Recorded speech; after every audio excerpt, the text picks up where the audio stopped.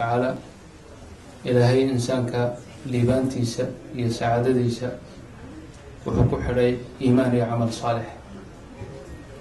iimaan iyo camal saalix haddii qofka laga helo, ilaahay uu si wanaagsan u rumeeyo, camal wanaagsan oo suubanna la yimaado, camalkaas wuxuu u kala qaybsamaa qayb waajib ku ah inuu guto, waa ka ilaahay u jecel yahay oo faradka u dhammaystiro, salaad hadday tahay, soon hadday tahay, zaka hadday tahay iyo wixii lamida.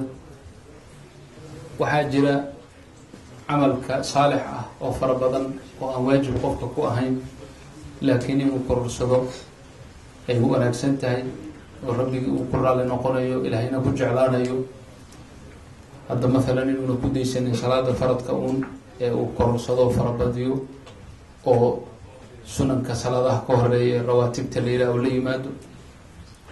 sunan fara badan oo waxaa jira waqtiyo ku qaydan sida qiyaamuleylka oo hadda hadalkaygii ku jiray, inuuba ka mid yahayba waxyaalaha ilaahay qofka uu ku liibaano oo sacaado aduu ku hela adduunyada intaan aakhiraba la gaarin. nabigu wuxuu yihi calayhi asalaatu wassalaam, qof kastoo seexda shaydaanku wuxuu madaxiisa ama qadaadkiisa uu ku xidhaa oo ku guntaa 3 guntino oo mid walba wuxuu ku qoraa calayka leylun tawiilun farqud, habeen dheer baad haysataa, iska jiif. marka waa 3 guntinimo weeye, ama 3 yani lamaaro la guntay oo kale weeyaan, oo mid walba ay leedahay war iska jiif, habeen dheer baad haysataa. marka wuxuu yihi nabigu calayhi salaatu wasalaam, hadduu kaco oo ilaahay xuso, intuu kaco intuuna weysada tegin laa ilaaha ila allah ama sidaas oo kale yidhaah, hal mid baa ka furmaysa. hadduu weysaystana tii labaad baa furmaysa, hadduu tukadana tii 3aad baa furmaysa.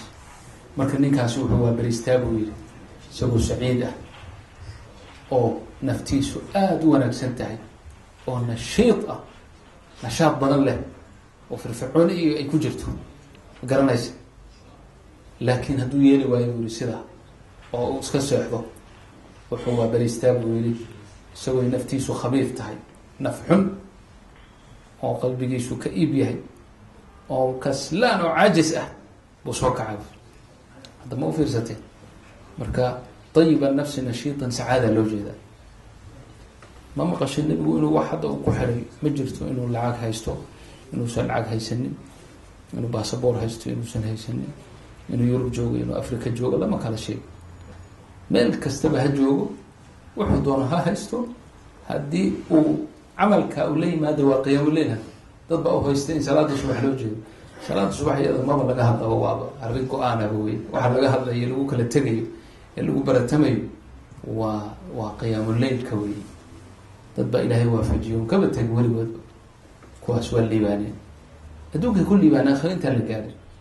maalin kasta waa faraxsan yahi, waa nashiid, xusni male, murugo male, dhib kastoo adduunyada ku yimaado waa u fududaya isaga, waxa mashaakil ku qabanaya male. limaada? liannahu waa ayiba nafsi nashiida, siduu nabigu sheegay calayhi salaatu wassalaam. dadka laakiin intiisa badan qiyaamuleyl la tukan maayo, marka subaxii waxaa lasoo kacaya iyadoo la xanaaqsan yahay. wax ka xanaajiyana mataqaana, wa xanaaqsan yahay, ma faraxsanaan karo, lianna waa 3dii guntinaa ku jiro shaydaankii baa weli. marka waa khabiitha nafsi kaslaan ayuu nabigu ku tilmaamay calayhi salaatu wassalaam. halkaa waxaa kaaga caddaan kara in iimaanka iyo camalka saalixa un adduunyada wanaageeda lagu gaarayo, aakhira maaha. dad baa inta badan u haysta in acmaasha saalixada iyo salaada iyo soomka iyo daacada iyo in ma garanaysaa aakhira un wax lagu helayo, oon adduunka waxba koob shaah lagu cabay. laakiin kuwa way khaldan yihiin. iimaanka iyo camalka saalixa barakadeeda haddaan adduunkaba la helin, dee in aakhira la heli shaki baa ku jira. horta barakadeeda adduunka lagu heli, adduunka inta la joogo ayaa ilaahay kugu barakaynaya, ilaahay kugu nicmeynaya, ilaahay nolol wanaagsan buu ku siinaya. dhibaatada adduunka waa lasoo wada maraa, nin dhibaatada ay ka fursanayso nebi an allah ka dhigan ma jiro. laakiin dhibaatadii qofkii soo maraysay baa laba ah. nina wuxuu soo maray isagoo dayiba nafsi ah, dan iyo muraad ka geli maayo, inay wax dhaceenba ma moodinba. nina in yar uma adkaysan karo, markaas sida gaalada u badan hadda soomaalida dhan way isdilayaan. wax yar haday ku timaado hor iska dilay.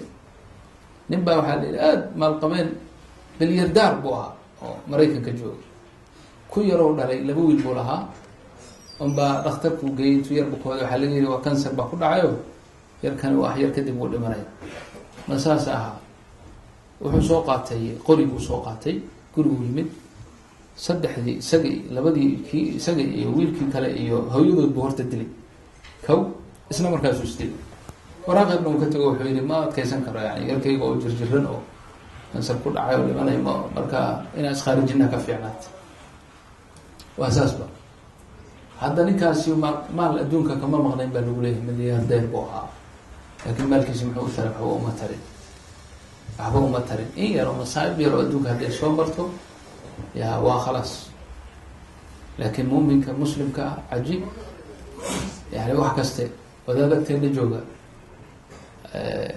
ayaa kansar kaga dhacay beerka waa arrin khatara mugta yani wuxun buu isku arkay nabar oo dhakhtarku tagayo marka waxaa lagu yidhi waa kansarkaas oo sidaas weeyo waa xaaladaada waa adag tahay maba danba kama mabale ninkii dhakhtarkii irbad baa lagu duraa oo kimika iyo waxaas dhakhtarkii baa ku yidhi irbad saasaan kugu duraynaa oo kada markaasu wuxuu ku yidhi irbadan ad igu duraysaan miyay dacfi igu ridaysa xagga haweenka iyo inaan yani xaaskayga aan u tago ama dhibaato ii keenaysa marka aniga dhakhtarka markii dambe ii warramay mogta wuxuu yidhi waxaan la yaabanahay ninka lagu yidhi kansal baa ku hayo oo axyar baabad sii noolaanaysaa ooba ka fikirayo le daawadan aad igu duraysaan arma maaragtay islaanta xaggeeda wax iga dhintaa iimaankiisaan la yaabay buu kuleeyahy iyo ridaha uu qabo iyo waxbaba wax abadan markuu nagu soo noqda iyo markaan ka ino inay wax jiraanba adaaba abadan sidiisa isagoo abaa ilaahay tiisii u timido maarata iska dhib waxaas la sheegayaba aan danba ka gelay marka macnaha waxaa weeye qofku markuu iimaan iyo camal saalixa u la yimaado xataa masaa'ib addunya hadday ku timaado ilahay waa u fududaynaya waxba uga dhigay maayo kan kalena wixii baa la weynaana in yar baa buur la noqonayso markaasuu meelahaas ka tuuray iimaan iyo camal saalixa lagu dadaalo dadkao dhan adduunka jooga nolol wanaagsan bay rabaan waxaa loo soo tacabiray ee loo soo wada safray ee loo soo wada cararay ee meelaha looga dhacay waa nolol wanaagsan nin nolol xun doonaya ma jiro laakiin noloshii wanaagsaneed cinwaankeedii iyo meeshii laga raadinaya anaan khaldin iimaan iyo camal saalixa intaad ku dadaalaysid intaad ku tartami kartid intaad dadka ka badin kartid ku dadaal tawfiiq allahna waafajiyo intaasun waxay ahayd warkiio kooban oo ma garanaysaa khudbadii wallahu tacala aclam subxaanaka allahuma wabixamdika nashhadu an laa ilaha illa anta nastaغfiruka wanatubu ilayk sala allahu cala nabiy sayidina muxamed waali wasaxbi